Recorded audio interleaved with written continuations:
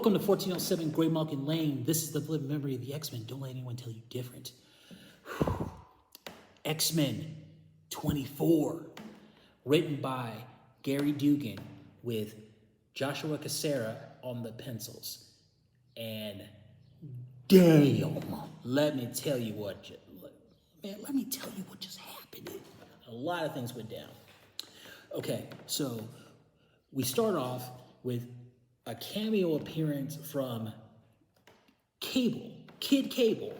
I thought he was gone too, so, he's at an Orcus facility. He knows what's about to happen with the Hellfire Gala, and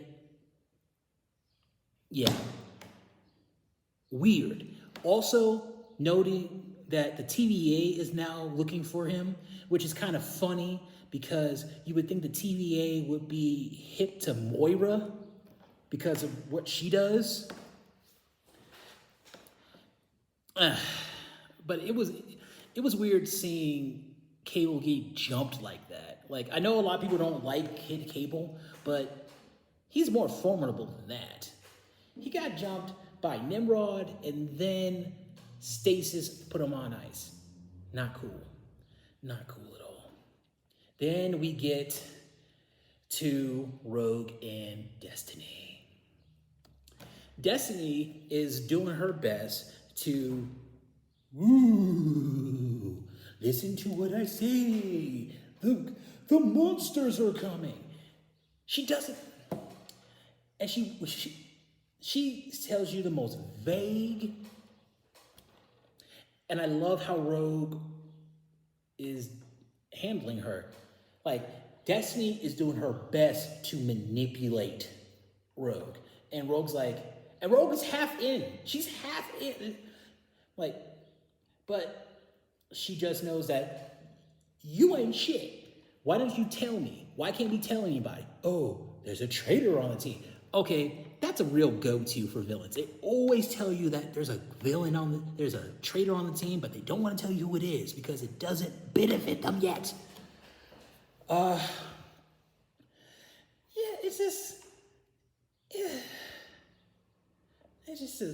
Like, I don't get it. Like, this part right here with Destiny, she says, I see kings clashing in white, black after the death of the Red Queen. I see a Jovian bolt from the heavens. I see the stars ripped in half. I hear the poisoning lies of the false captain, his rank earned. And the fool who speaks the truth will pay the price. Rogue was in my head. I don't know what any of this means. But then Destiny does this. It is enough that it is true.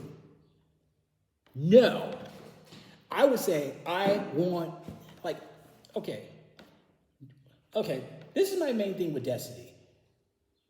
Like, we know for a fact that she's trying to customize.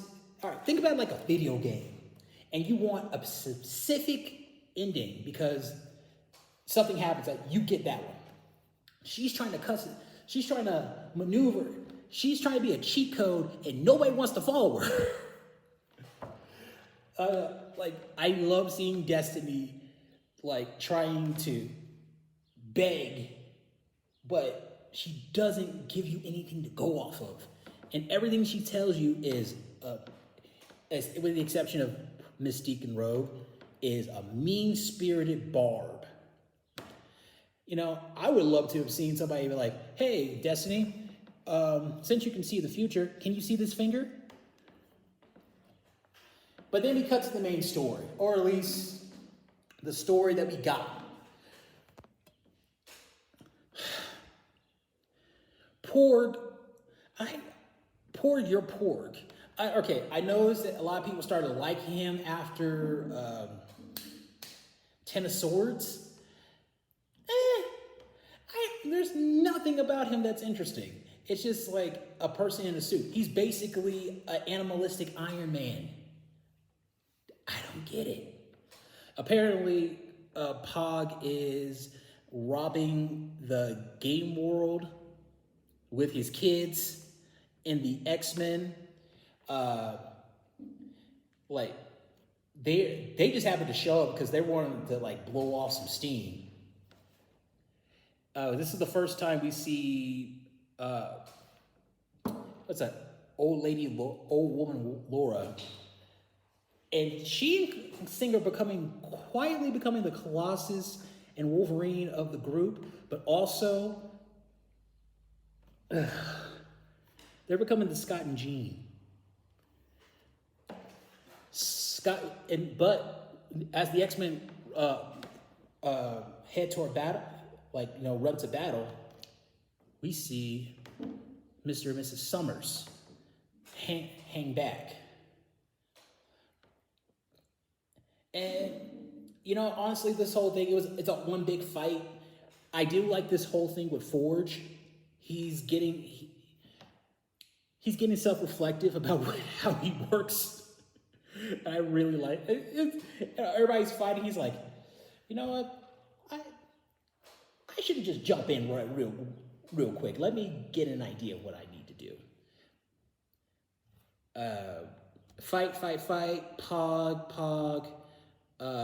They fixed the whole thing by giving the X-Men fixed the whole thing by giving Pogg the some Mysterium. And then we get to what I consider the real meat of Scott and Jean are having problems. And it's okay. Jean is upset at Scott because first of all, this came up because he wanted to wipe out the Brood. Since Krakoa started, this is the second time that's happened. The second time the Brood have come into a situation when they could clearly not be. And the next issue is the fact that Scott did something he didn't even know Scott didn't do something that he didn't know he didn't do, which was he'd never been to Arakko. Okay. And Jean's like, you happened to, I created a whole planet and you never stepped foot on her. Like, what? And I understand where, and then Cyclops gives a really good explanation about why he's for Arakko, but he's not for it, because if you think about it, it does invite exile.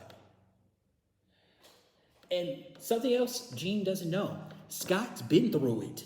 Jean has never, okay, all right, let's say what it is. Jean has never really went through like any real hardship. The Phoenix, oh come on, you're overpowered. She didn't go through M-Day, Dissemination, Utopia, Bendis. Jean has her head so far up her own ass. And then she says, oh, I love it. I love this dumb shit, she says. But love is enough to win those hearts. Love is enough. We can't just pretend we're the same as them. It got us nowhere our entire lives. You are a great captain of Krakoa. It suits you. You're good at it because you think like them. Thank you. It was not a compliment. I wouldn't, okay, first of all, if I was Scott, I wouldn't have let her kiss her. Like, what the? I would be so angry because she's so condescending. It's like, oh, also, I'm sticking to my guns about leaving the X-Men. And if you're not on the team after the gala and you want to, then come find me. Fuck you. That's what I'm sorry. This whole thing, and then she like cuts herself out. It's like, oh, I'm gonna go check on our sick friend. Like,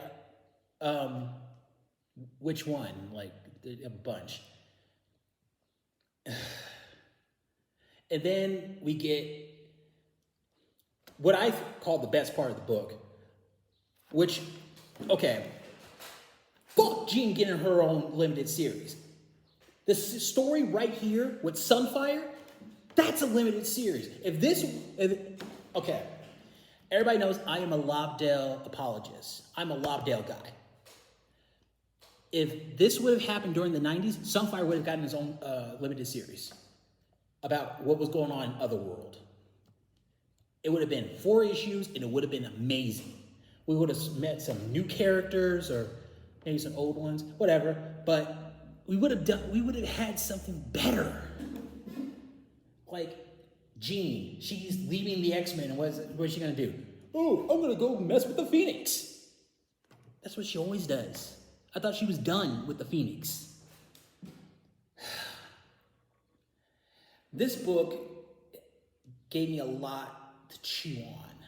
And it took me 4 days to really come up with this, as incoherent as I sound.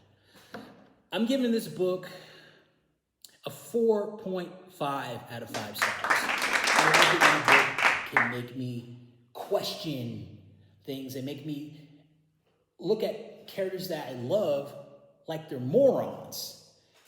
Scott, I understand where Scott is coming from because he's an adult. Jean is coming from a place of privilege. Like, she's super powerful, and if she wanted to, she can just change everybody's mind. I don't think she really knows what she's talking about. I think she's kind of like Storm. Since she's an Omega, she has her head up her ass. Actually, a lot of Omegas have their head up their ass. What do you guys think? Like, share, comment, subscribe. This is 1407 Great Malkin Lane. I'll see you soon. That's why he's the GOAT!